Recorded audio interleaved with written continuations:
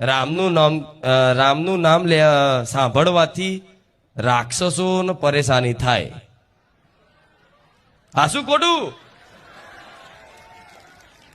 લંકામાં હનુમાનજીએ જેવી એન્ટ્રી મારી, જય શ્રી રામ, એટલામાં તો બધા રાક્ષસો ભયભીત. આઈ બન્યું કે કોઈ રામનો દૂત આવ્યો છે. એ રામનું નામ હોભરીને તો લંકામાં ત્રાહીમામ મચી ગયો, ભાગ દોડ થઈ ગઈ. ઓહો, રામનું નામ લઈને કોણ આવ્યું? આઈ બન્યું આજે.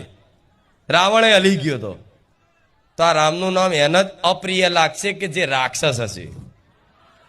મારા વ્યક્તિગત બધાને કોઈ વાંગરી કરીને ના કહેવાય કે રાક્ષસ છે, પણ પેલા દેવ હતા તો દાનવ હતા, તો અત્યારે તે ભલે કળિયુગ છે, શિંગડા વગરના રાક્ષસો પર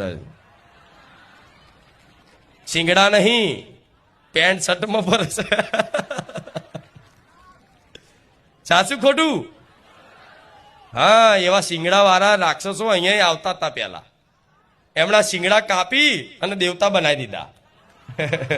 માંસ મટન છોડાઈ દીધું, દારૂ છોડાઈ દીધા, બેમાની ચીટિંગ છોડાઈ દીધી, સજ્જન થઈ ગયા ને.